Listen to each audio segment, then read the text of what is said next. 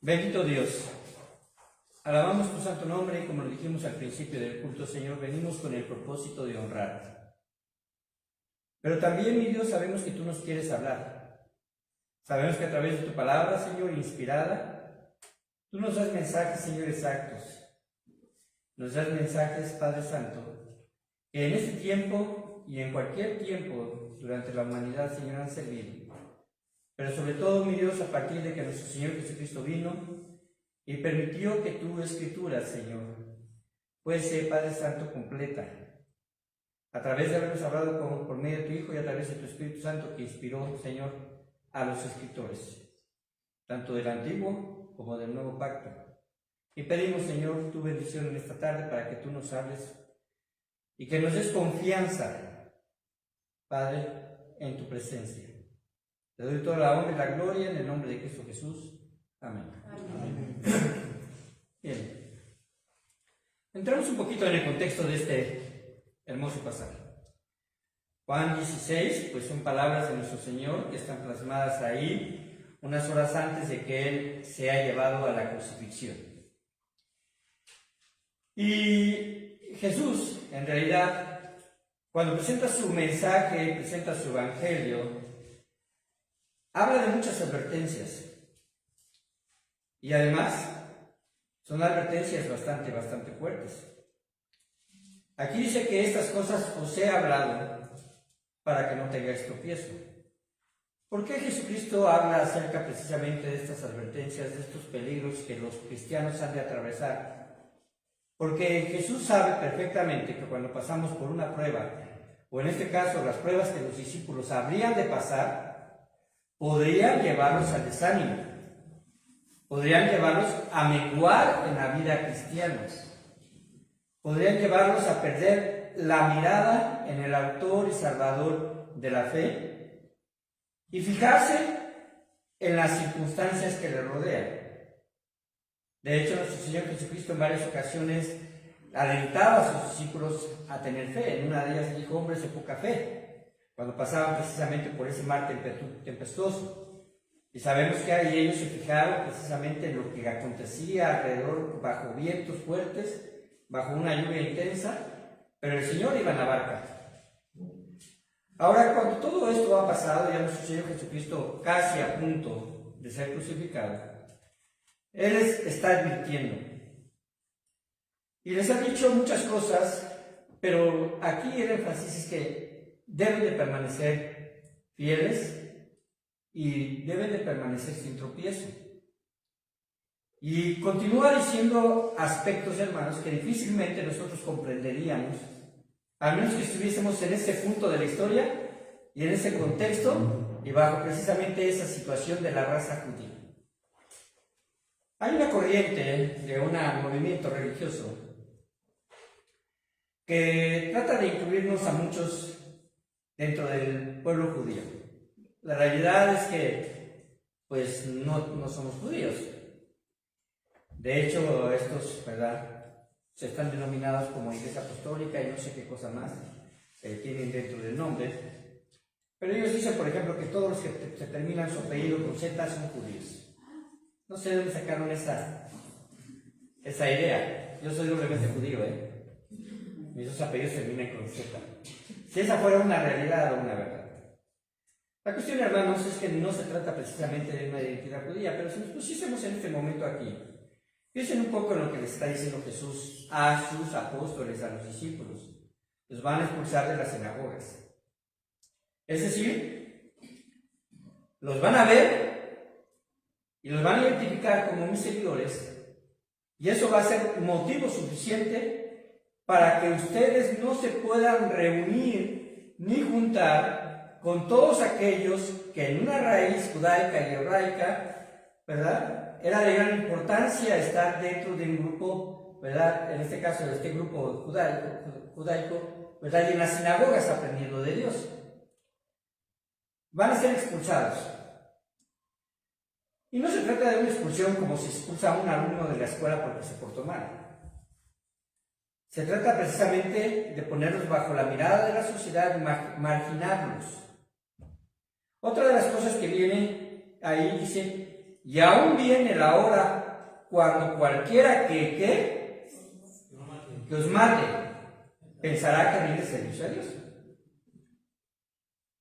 Piensen en esto. Piensen en que cuando ustedes recibieron a Cristo como su Salvador, dentro de esa invitación le dijeran, pero ¿sabes qué? Ahora que crees en Cristo, estás en riesgo de que te maten. Porque en realidad esas eran las palabras, y eso era lo que sucedía cuando una persona en ese tiempo se hacía discípulo de Cristo. Por eso a veces, en ocasiones, no comprendemos la esencia de por qué se bautizaban de forma inmediata al creer. Vemos en el contexto de que las personas creían y eran bautizadas. De hecho, en Hechos capítulo número 2 fueron bautizados en el mismo día de Pentecostés, mínimo 3,000 personas, y dice que se añadieron aquel día a la iglesia esa cantidad de personas creyentes, ya hermanos nuestros. Y no había problema, porque la gente lo hacía con convicción. Pero al transcurrir los días y el tiempo de los primeros apóstoles, y prácticamente ya hemos hablado acerca de esto, del tiempo de los mártires, que abarca desde el año 33 de la era de nuestro Señor Jesucristo, cuando Él muere, ya empieza a haber persecución, ¿verdad? Hasta el momento en que, después de que la Santa Inquisición, después del año 1500, ¿verdad?, surge precisamente también un poco después de la Reforma, como que hubo una especie de... se detuvo la persecución contra los cristianos, para decirlo de alguna forma, aunque todavía en muchos lugares hay. Pero a nosotros no nos dijeron ni nos advirtieron de que el ser cristianos podrían llevarnos a la muerte. Y estamos en una situación, hermanos, quiero decirles así, socialmente hablando, bastante cómoda. ¿Por qué? Porque nadie viene, ¿verdad?, ni siquiera a decirnos maldiciones cuando estamos nosotros en este lugar, predicando o hablando de Cristo.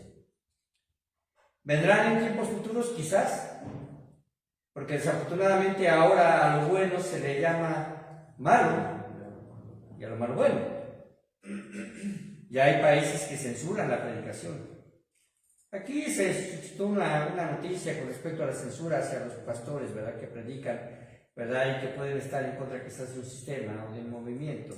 Pero afortunadamente no ha habido eco ahí.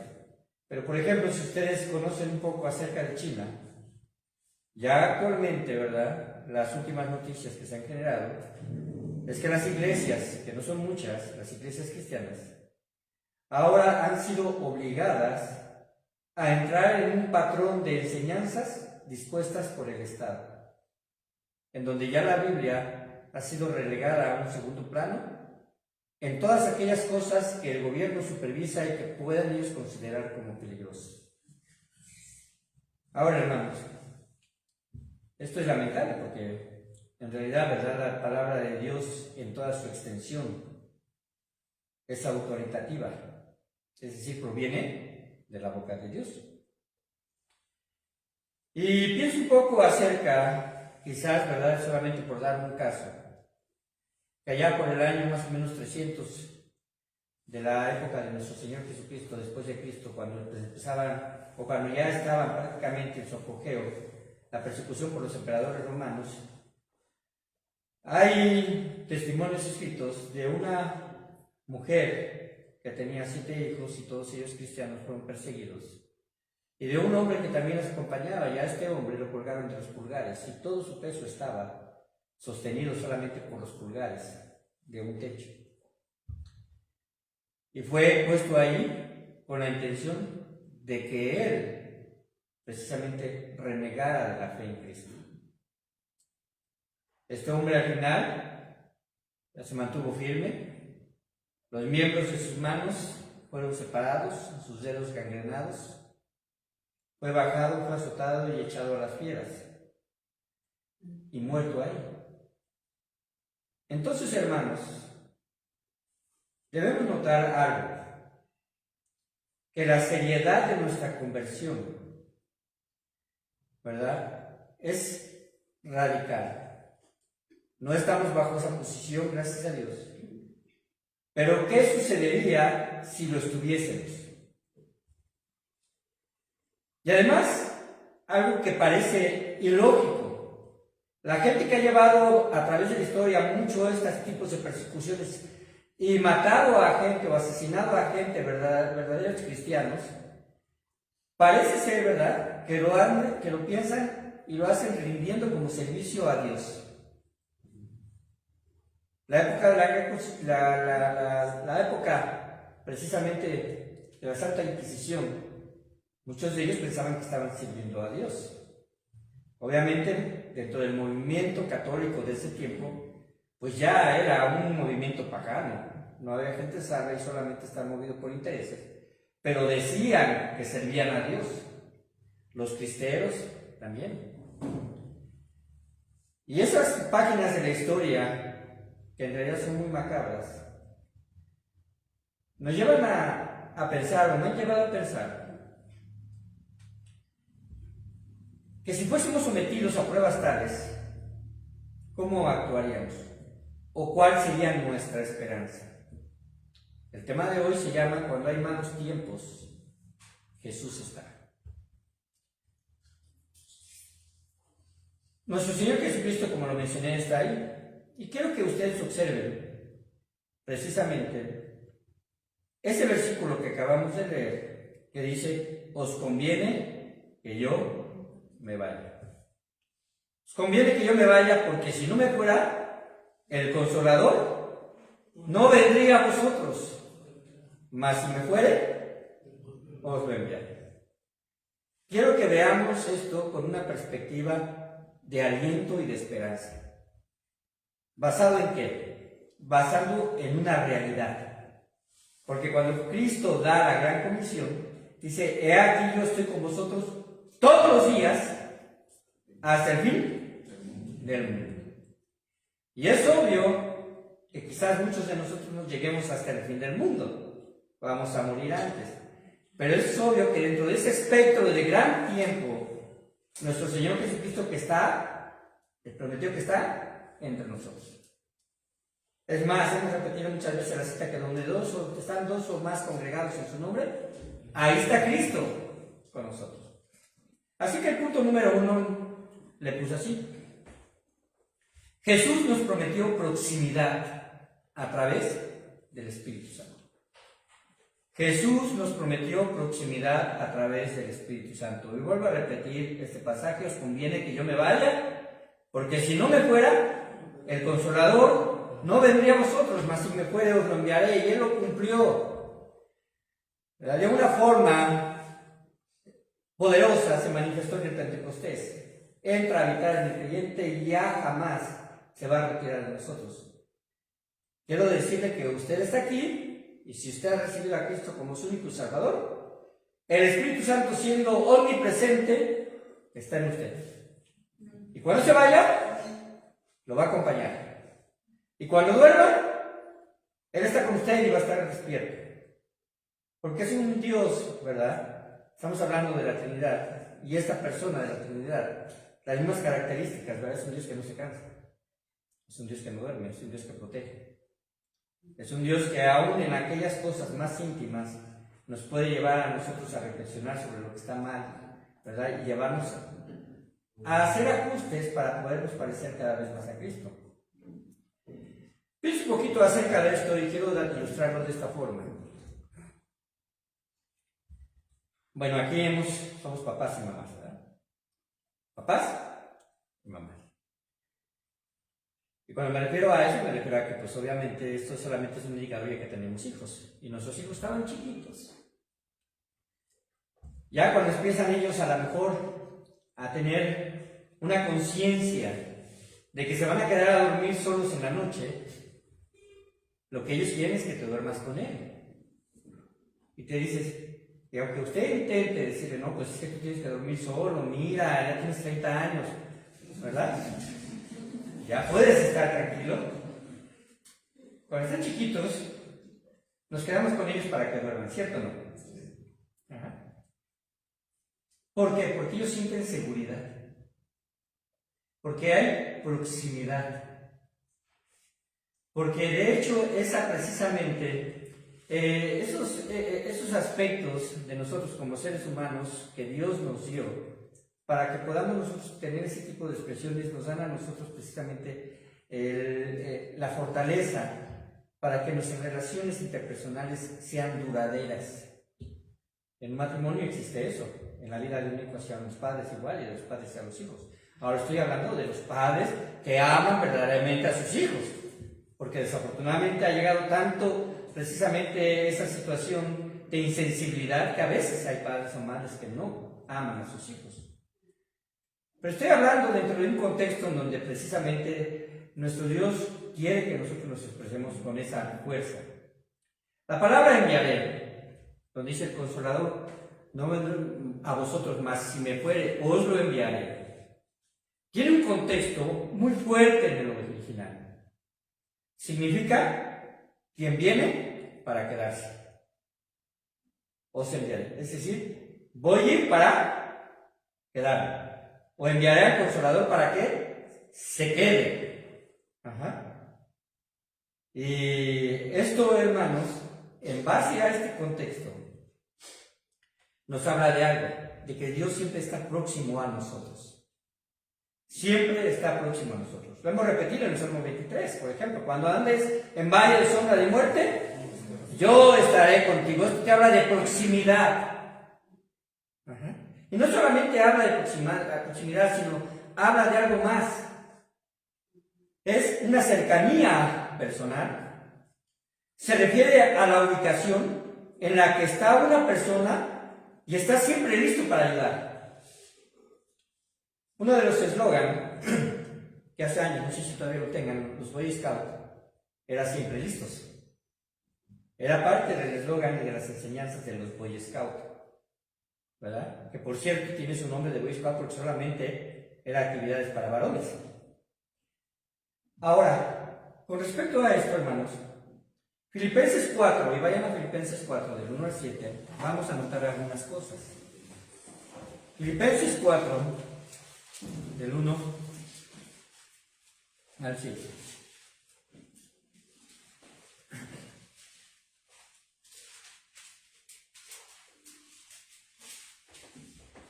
¿Lo tenemos? Dígame si comienza ese pasaje de esta forma. Así que, hermanos míos amados y deseados, ok.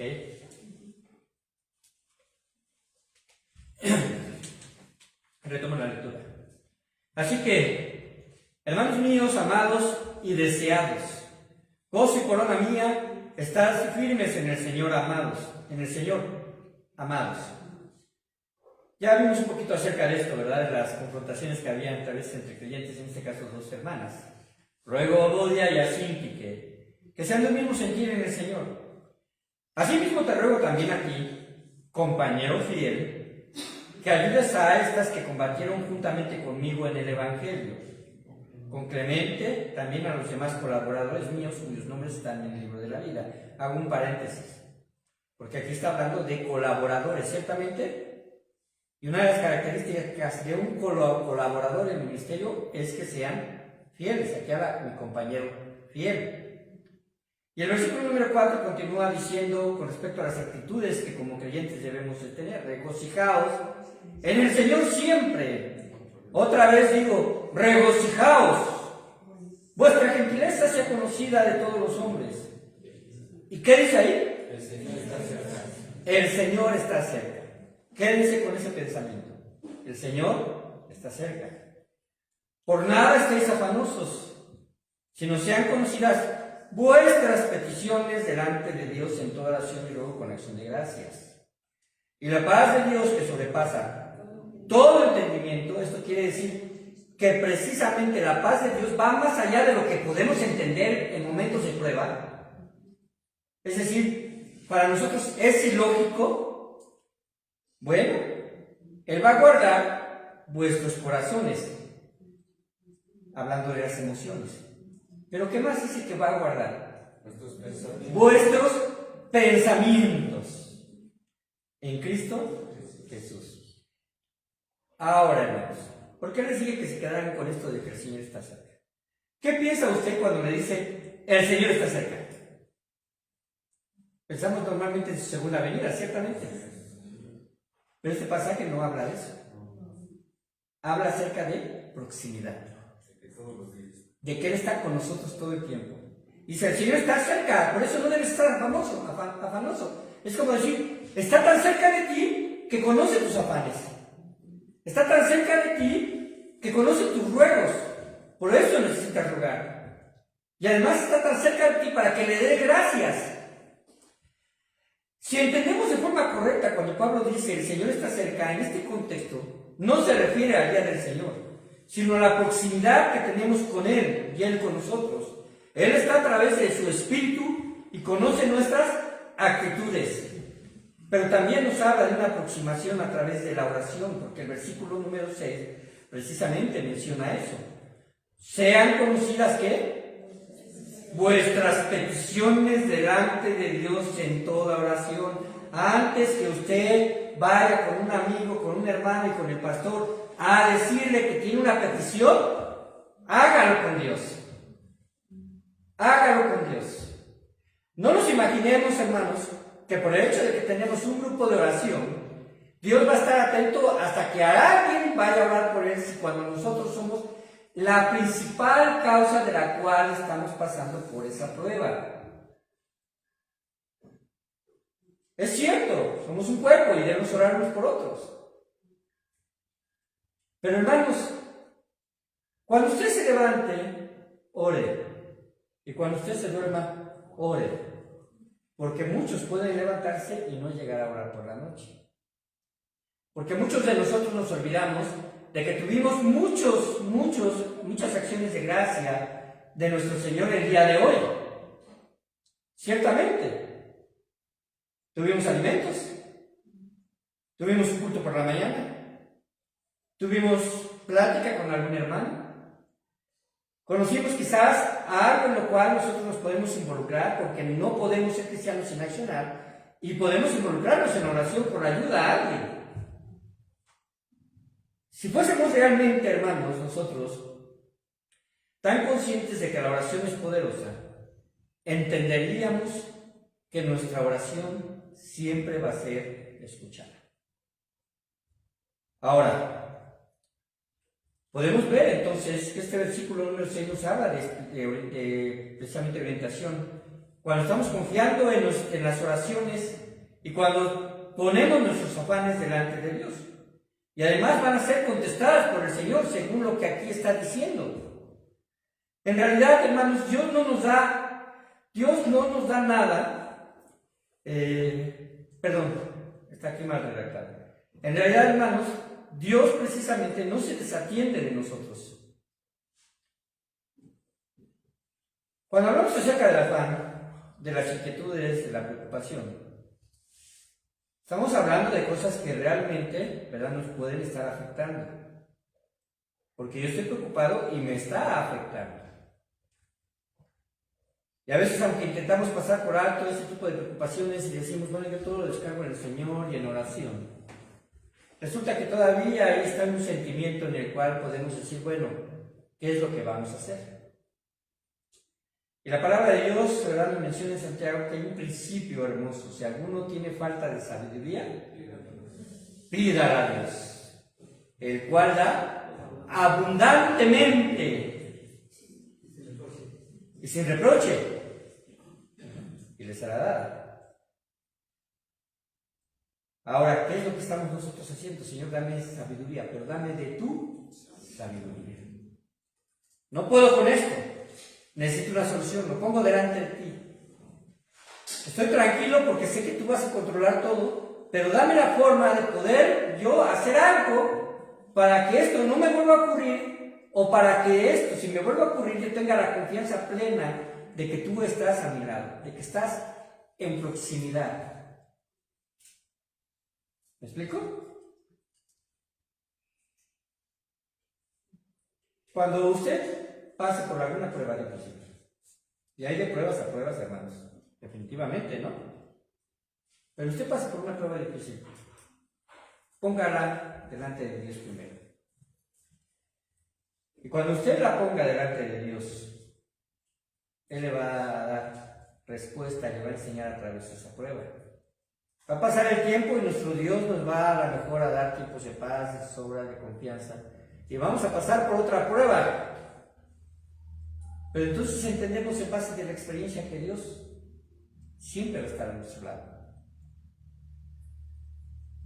Así que, hermanos, si nosotros oramos esperando la voluntad de Dios y con agradecimiento, sea cual sea la respuesta, confiando en que es lo mejor para mi vida, sin duda podremos experimentar lo que dice este versículo, su paz y gozo. La proximidad de Dios está completamente descrita en la frase: el Señor está cerca. Está cerca. Ahora, no le estoy diciendo, hermanos, como en una situación como de una promesa. Él ahorita está aquí. Y está cerca de usted. Y está cerca de mí. Y Él en este momento, ¿verdad?, puede estarle hablando a su corazón para decirte: escucha, que a pesar de todo lo que hay alrededor tuyo, y aquello que te aflige, y aquello que ha sido carga para ti, y que te ha sumido en tristeza, quiero decirte que la comprendo y estoy contigo. Pero no solamente la comprendo y estoy contigo, quiero sacarte de ahí. Sin duda es un aspecto que tiene que ver, hermanos, con nuestras actitudes como hermanos en Cristo, ¿verdad? Nuestro Dios siempre va a estar listo para rescatarnos de cualquier tribulación. Punto número 2. Y ahí en Juan 16 volvemos a regresar.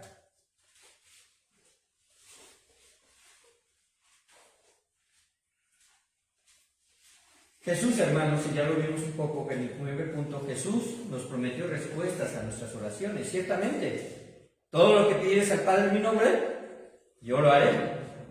Y hay un versículo precisamente 23 de Juan 16. Juan 16, 23.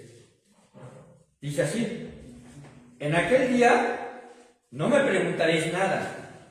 De cierto os digo, que todo cuanto pidiereis al Padre en mi nombre, os lo dará. Hasta ahora nada habéis pedido en mi nombre. Pedid y recibiréis para que vuestro gozo sea cumplido.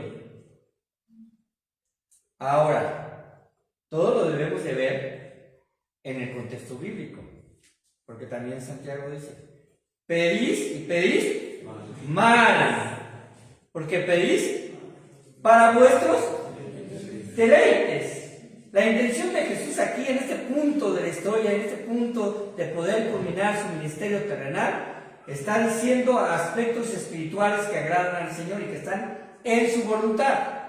Así que, hermanos, si usted dice: bueno, yo voy a pedir un carro a Dios, ¿verdad? Y usted dice: bueno, pues es que lo necesito. Pues en realidad nuestro Dios escuchará esa oración si realmente tiene motivos, ¿verdad?, sanos. Pero si no, y muy seguramente no, muchas de nuestras peticiones, hermanos, son para nuestros deleites. A veces nos llegamos a confundir, ¿no? Y confundimos el aspecto espiritual y de enseñanza y de dedicación que Dios quiere para nosotros. Podríamos abordar este punto con la siguiente pregunta. Este punto de Jesús nos prometió respuesta a nuestras oraciones. La pregunta es la siguiente: ¿contesta a Dios nuestras oraciones? ¿Qué piensa usted? Sí. Sin lugar a dudas. De hecho, en Juan 5:15 dice así, del 14 al 15: y esta es la confianza que tenemos en Él, que si pedimos alguna cosa conforme a su voluntad. Y entonces, ¿cuál es la promesa? Él nos oye. Si pedimos alguna cosa conforme a su voluntad, Él nos oye. Y si sabemos que Él nos oye, es decir, si confiamos que Él nos oye porque estoy pidiendo conforme a su voluntad, hermano, despreocúpate, porque cualquier cosa que pidamos, sabemos que tenemos las peticiones que le hayamos hecho. Despreocúpate, Dios te va a contestar sí. Pero sin embargo, hermanos, aquí como vemos hay una condición: debemos saber que nuestras peticiones armonicen con su voluntad. Usted y yo nos concentramos en pedir muchas veces, y en ocasiones pedimos muchas cosas, pero la indicación es que debemos centrarnos en lo que honra a Dios. en lo que honra a Dios. Sabemos que hay tres respuestas de Dios, hermanos. Son respuestas simples. Cuando Él responde sí, cuando responde no, cuando responde espera. Esto es clase de nivel primario. Se los enseñamos a los niños, ¿cierto o no? En parvulitos. Hay un canto incluso. El Señor responde sí, no y espera. Pero hermanos, en estas respuestas simples, quizás las últimas dos son las que menos nos gustan, ¿no? Cuando nos dice que no, o cuando nos dice que esperemos. Son las que quizás no nos gustan, pero son también estas las que nos alientan y desarrollan en nosotros madurez. ¿Por qué? Porque nos hacen esperar. Porque nos está diciendo que no es lo mejor para nosotros. Francamente, hermanos, no nos gusta esperar. ¿A usted le gusta esperar mucho? No. Vaya al Seguro Social. Y si no sacó cita, ¿verdad? A esperar. Ahora, hermanos, la paciencia no es una actitud muy común en ninguno de nosotros. No nos gusta esperar en medio del tráfico. A veces se desalienta uno, ¿no? Hace unos días íbamos rumbo a casa de mi hija, a la altitud un poco antes de Esplanada, hermanos, 1 hora y no podíamos caminar. Creo que estaban reparando la avenida. Algo así pasó. Y ahí estaba esperando. ¿Cree que si yo le hubiera pedido yo a Dios, permite y ábreme un camino nuevo para pasar, ¿me va a contestar de esa forma? Sin lugar a dudas. Hay ocasiones, hermanos, de verdad, yo lo he vivido, por lo menos una ocasión la he vivido, en donde en una carretera un individuo me iba echando las luces, iba muy rápido y todo. Y yo manejo una velocidad moderada también, no manejo así súper despacio. Pero él sí manejaba muy despacio. Va y se va y me rebasa más adelante y después cuando yo llego al punto donde estaba y tenía un accidente. Quizás si yo me hubiera metido en la situación de que o me pongo, ¿verdad?, tú por tú en carreritas o alguna situación así, hubiera causado algo también parecido. Dios a veces nos dice que no. No porque a veces sea algo malo, sino porque tiene algo mejor para nosotros. Y nos dice espera, porque nos dice que todavía no es el tiempo. Y quizás porque no hemos estado preparados para recibir la bendición. Así que, hermanos, usted sabe, como lo he mencionado, ¿verdad? Usted no puede hacer mucho para avanzar en medio del tráfico, puede perder el control, tener una actitud de enojo. Maldice a los que provocaron el caos. Usted suele dar respuestas que seguramente ya fueron evaluadas hasta por ellos, ¿no? Actualmente, como parece que están de moda, ¿verdad?, los bloqueos. Parece que es una situación de moda. Y a veces uno dice, pero ¿por qué no se van a manifestar enfrente de la casa del presidente, ¿no? O enfrente de que no nos están mandando el agua. O enfrente de la caseta de policía porque no nos está dando seguridad. Yo creo que ya pasó por su mente eso, hermanos. Quizás ya no pensaron, pero dijeron vamos a causar un caos. Porque solamente así nos escuchan. Y no estoy diciendo que estoy a favor de eso, ¿eh?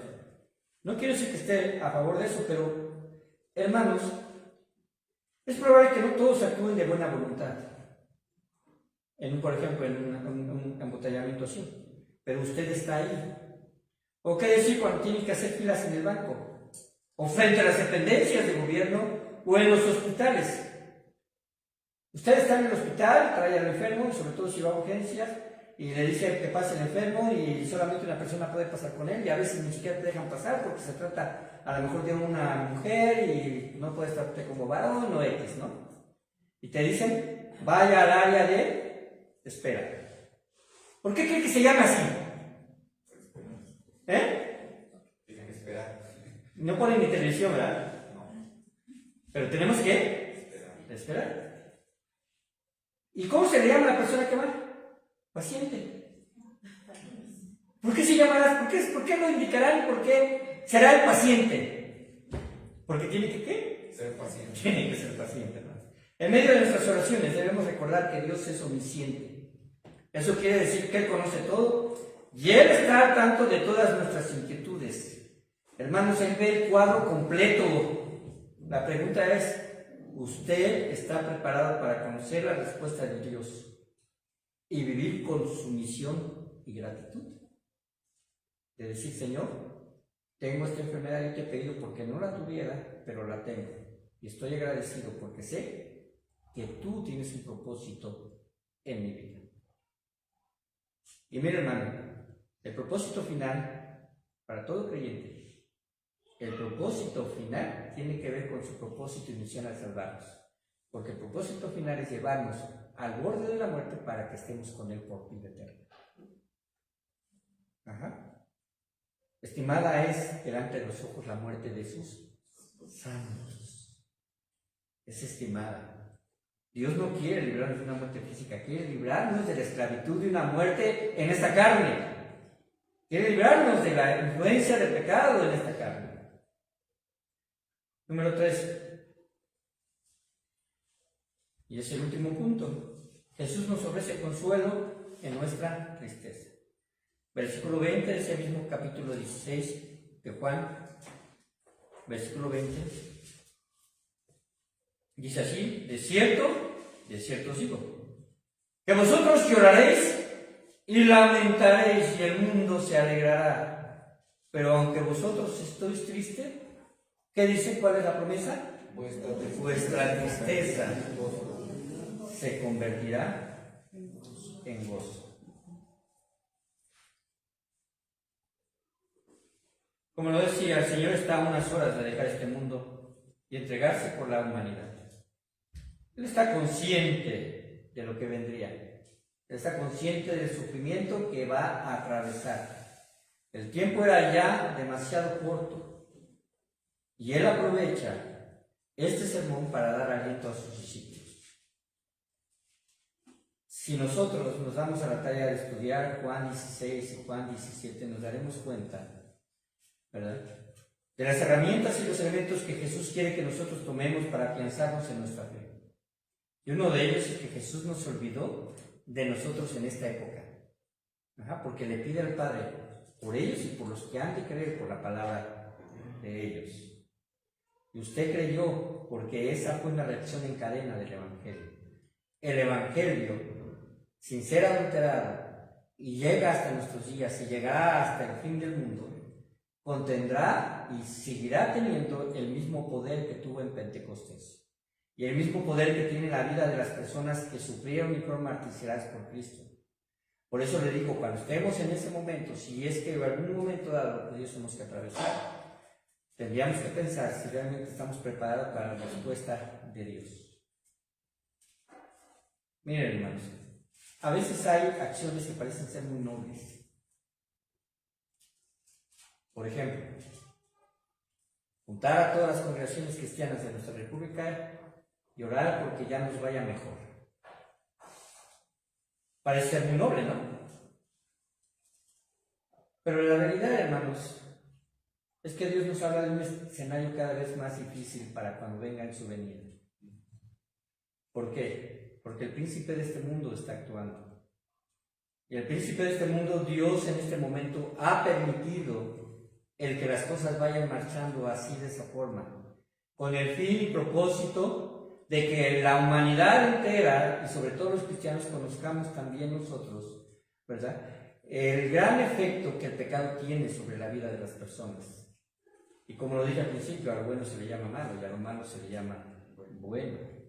Y cuántas cosas de las cuales todavía van a esperar para todos aquellos, si en su voluntad Dios quiere, ¿verdad?, que no estemos nosotros, pero para todos aquellos que estén como verdaderos creyentes antes de que nuestro Señor Jesucristo venga, pues gloria a Él, porque estaremos quizás sufriendo principio de dolores, pero no la gran tribulación. Y aquellos que creerán en Cristo durante la gran tribulación, sí conocerán en realidad lo que es el pecado, ¿verdad?, en toda la extensión de la palabra, y lo que provoca en la vida de los hombres para perseguirse unos a otros con insensibilidad. Padres a hijos e hijos a padres se entregarán. Será un ambiente de traición, será un ambiente de crueldad y persecución para todos aquellos que crean en Cristo durante ese tiempo.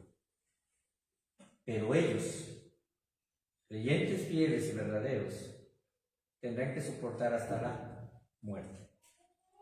Obviamente les espera a ellos, ¿verdad?, la gloria como a nosotros. Por eso es necesario, hermanos, que nosotros entendamos precisamente que Dios nos advierte de tiempos difíciles. También les anticipa ahí nuestro Señor Jesucristo en Juan capítulo 16 que su ausencia sería breve y que le verían a resucitar de los muertos. Y esta despedida tiene una hermosa promesa: el Espíritu Santo vendrá, pero no solo esto, sino que a través de esa despedida Jesús se daría a sí mismo, porque la tristeza que va a producir en los apóstoles al ver a su Maestro ahí en la cruz partiría el corazón. De hecho, ¿verdad?, a María se le anticipó y se le advirtió desde el momento que fue tomada como precisamente la persona en la cual habría de depositar nuestro Dios a su Hijo. Varias veces fue atravesado el corazón de María. Y yo me imagino a ella como madre en forma física de la humanidad de Jesús lo que sentiría ver a su Hijo crucificado. Porque estuvo presente, porque estuvo a los pies de la cruz, porque tuvo que verlo desfigurado, azotado, martirizado, y aún así, ¿verdad?, entendiendo que Jesús estaba cumpliendo la voluntad del Padre. La Biblia muestra, hermanos, grandes contrastes. La cruz producirá tristeza en el corazón de los creyentes, pero su resurrección les dará y nos da gran gozo. Es el contraste de nuestras emociones causadas por los acontecimientos que afectan nuestro estado de ánimo. Y la Biblia muestra este contraste a través de algunas parábolas. Por ejemplo, la moneda perdida. ¿Se acuerdan de esa parábola? ¿Quién perdió la moneda? Una mujer, ¿verdad? Y dice que la busca por todos los rincones. Parte de su dote, pero ¿qué dice? Que cuando la encuentra, está gozosa e invita, ¿verdad?, a sus amigos, a sus parientes, porque encontró su moneda. Otro aspecto precisamente habla del pastor que encuentra su oveja extraviada. Deja las ovejas y va a buscarla extraviada. Y dice, y cuando la encuentra, también tiene gozo. ¿Qué pasa con el hijo, verdad, que se va? El hijo pródigo. Ese hijo que la abandonó, vuelve a casa arrepentido, dice que también fue motivo de fiesta y de gran gozo. Y hermanos, el gozo es un fruto del Espíritu y se manifiesta en cualquier circunstancia que vivamos. Pero tengamos en cuenta esto, y es la enseñanza central. Cristo está, ¿cómo? Cerca. Cerca. No en su promesa de advenimiento por segunda vez, sino está cerca, en proximidad. Está con usted. Y si usted lo entiende, hermano, no importa que quizás no tenga la compañía esperada de alguien que a lo mejor esperaba y le había depositado confianza. Cristo no decepciona. Vamos a orar y vamos a entender. Padre bendito, oramos a ti. Y ni siquiera, Señor, es necesario levantar la voz para saber que tú nos escuchas porque estás cerca. Aún aunque lo hiciéramos con la voz baja, tú conoces las palabras de nuestra boca antes de que las digamos. Padre, ¿qué podemos decir ante esa realidad, Señor, de tu cercanía? Tan cerca, Padre, que a veces, Señor, nos olvidamos de eso y a veces emitimos oraciones, Señor, como si se tratase, Padre Santo, de llevarlo por una línea telefónica o llevarlo, Padre Santo, por una onda sonora hasta tus oídos, cuando en realidad, Padre bendito, tú, Señor, la estás escuchando de primera mano. Y te damos muchas gracias, porque, Padre bendito, si te conocemos y entendemos que lo que te habremos de pedir está de acuerdo a tu voluntad, tenemos la seguridad, Señor, de que tú responderás. de la forma, Señor, en la cual nosotros hemos pedido. Pero también ayúdanos, Padre Santo, a tener conciencia cuando no hacemos y oramos de forma correcta. Cuando nos desviamos nuestra atención sobre cosas que, Padre Santo, no van a edificarnos ni te van a dar a ti gloria y honra. Permite, Padre Santo, de que, Señor, no nos enfoquemos en una sabiduría humana, sino en una sabiduría que tú, Padre Santo, prometes darnos cuando tenemos, Señor, escasez de ella. Y sin duda, Padre bendito, es algo que debemos ejercitar. No es un flechazo que llegue de repente. Es un, Padre Santo, resultado del conocimiento que tenemos de tu naturaleza, de tu omnisciencia, de tu omnipresencia, del poder que sobreabunda, Señor, Padre Santo, y que controla todas las cosas y este mismo universo. Y si controlas esto, Padre Santo, este universo, este, Padre Santo, cosmos, de una forma tan perfecta, como, Padre bendito, no vas a poder controlar a veces las minimidades que, Señor, nosotros tenemos. Porque para ti, Señor, pueden ser pequeñeces, porque Padre tienes el poder para solucionarlas. No importa lo grande que sintamos, Señor, que es nuestro problema. Queremos confiar, Padre bendito, en que tú, Señor, nos llevarás a cada momento. Y si alguna cosa nos aconteciese de las cuales tú nos advertiste, Padre Santo, no es, Padre bendito, algo que tengamos oculto, un misterio. Quizás lleguen pruebas, quizás lleguen situaciones que incluso nos puedan poner al borde de la muerte.